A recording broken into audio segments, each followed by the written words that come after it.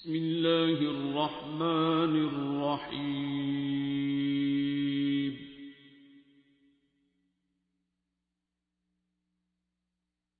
الرحمن۔ شک اچھی چیز ہے یا حق اچھی چیز ہے؟ حق ہے یا شک ہے؟ وہ تو شک ہے نا، موجود کیا ہے، حق یا شک؟ حق کہتے کسے ہیں؟ اللہ کو۔ تو اللہ ہے یا شک ہی ہے؟ اللہ ہے تو آپ نے ہاتھ دھوئے ایک بار، ہو جاتا ہے، میں وہ وجہ نہیں بولنا چاہتا سب کے سامنے، ہمارے سے ہی جب ہم بہت نیکیاں کر رہے ہوتے ہیں، بہت نیک عبادت گزار یا اپنی تعین تقویٰ میں اللہ کی راہ پہ ہوتے ہیں، اس میں کہیں بڑا بول کبھی بولا جاتا ہے، کسی گندے کو بندہ کہہ دیتا ہے کہ تمہیں تو پاکی پلیتی کا ہی نہیں پتہ، کچھ 6 بندوں میں کہہ دیتا ہے بندہ، کہیں وہ جو کمزور آدمی ہوتا ہے جو اپنی پاکی رکھ نہیں سکتا، اس کی کوئی اپنی مجبوری ہوتی ہے یا اس کا آئی کیو اتنا ہوتا ہے یا جو بھی ہوتا ہے، وہ تو کچھ نہیں کہتا، لیکن کئی بار وہ بس ایسے ہی دیکھتا ہے۔ کاکروچ اپنی غلطی سے تو گٹر میں نہیں ہوتا، ٹھیک ہے، یا توائے فیرا منڈی میں اپنی مرضی سے نہیں ہوتی، کوئی اپنے شوق سے ننگا نہیں ہوتا، سرے بازار سرے محفل اس کے کوئی حالات ہوتے ہیں، جو بھی اس کے مسائل ہوتے ہیں، اور اگر کوئی کنجری ہے اور میں حاجی ہوں، میرا کوئی کمال نہیں ہے، یہ اس کی توفیق سے ہے، نیکی کی بھی اسی کی توفیق ہے، ٹھیک ہے،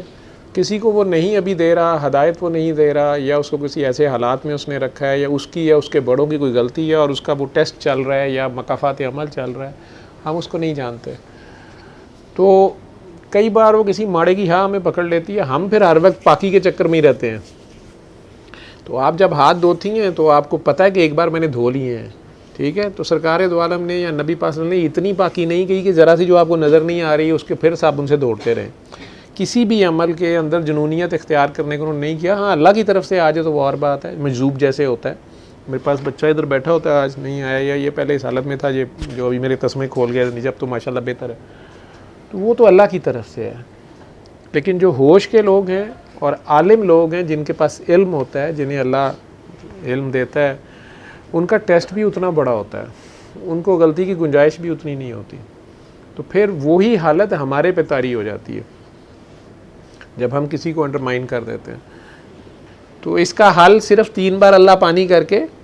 آپ جب ہاتھ دھوتی ہیں صلی اللہ علیہ وآلہ وسلم یا الصلاۃ والسلام علیکہ یا رسول اللہ صلی اللہ علیہ وآلہ وسلم کہہ کے اس کے بعد ہاتھ دھو لیا کریں، کلمہ پڑھ لیا کریں، جی سب سے چھوٹا درود صلی اللہ علیہ وآلہ وسلم، آل کے بغیر کوئی درود نہیں ہے،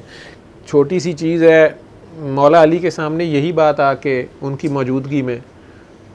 نبی کریم صلی اللہ علیہ وسلم کو کسی مسلمان نے آ کے بات کی کہ جی مجھے نماز میں وسوسے بہت تنگ کرتے ہیں، اور وہ نماز میں میرا دھیان نہیں رہتا، اور وہ نماز میرا بس پتہ ہی نہیں چلتا کتنی رکعتیں پڑھی ہیں نہیں پڑھی ہیں، تو اس کا کیا کیا جائے؟ مولا علی نے اس کو شاید غصے سے، میرے سے غلطی نہ ہو جائے جو میں نے پڑھا ہے، اللہ مجھے معاف کرے، ان لوگوں کی شان تو میں نہیں بیان کر سکتا،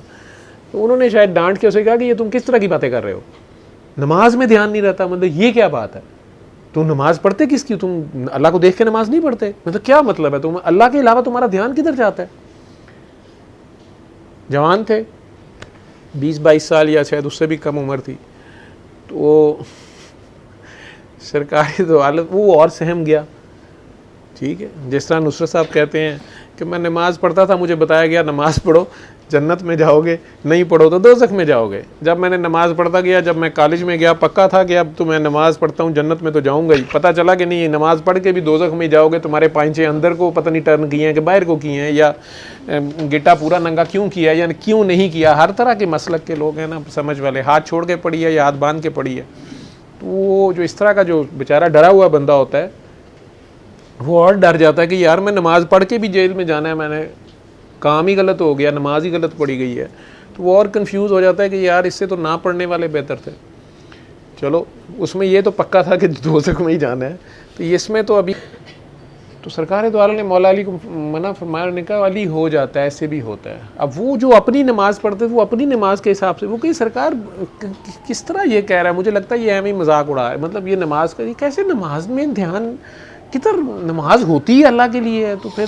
نماز میں دھیان کیسے چلا جاتا ہے. انہوں نے کہا علی ہو جاتا ہے. میں کہا جی مجھے تو سمجھ نہیں آ رہی کیسے دھیان اس کا ادھر ادھر ہو جاتا ہے، اس کو یہی نہیں پتا کتنی رکعتیں پڑھنی ہے، کیا پڑھا ہے، یا کدھر دھیان جاتا ہے اس کا. مطلب اللہ سامنے ہے اور یہ کہہ رہا ہے، اب وہ اللہ کو دیکھ کے نماز پڑھتے ہوں گے. ٹھیک ہے،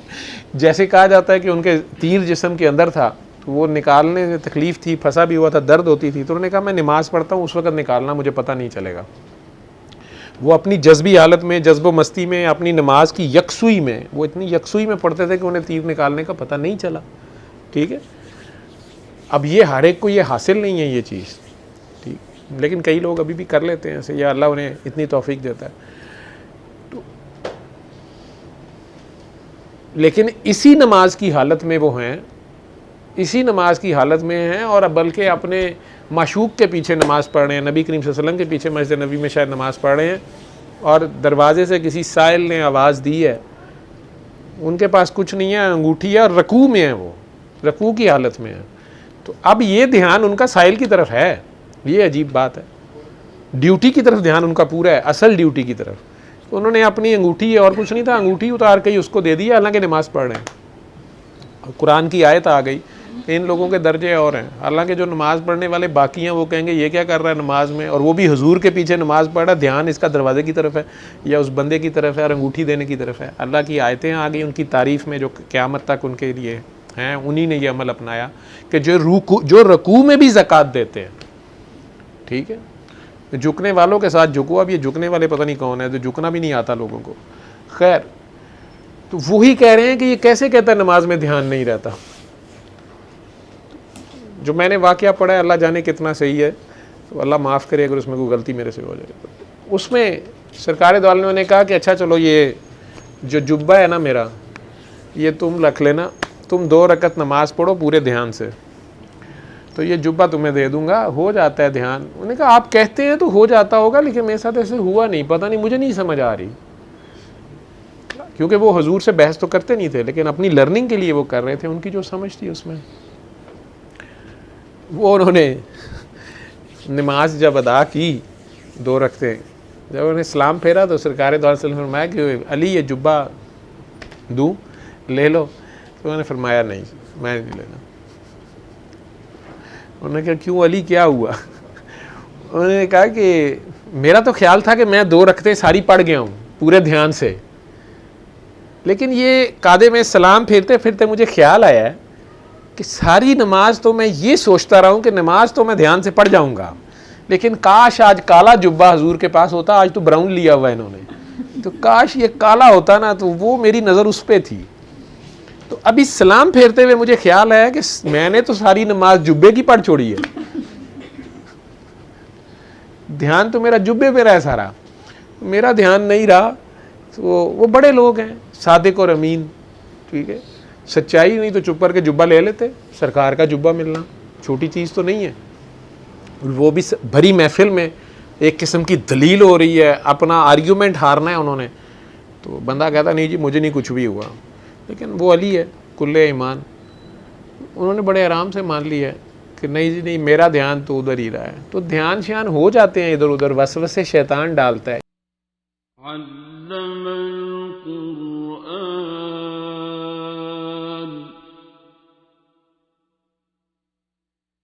خلق الإنسان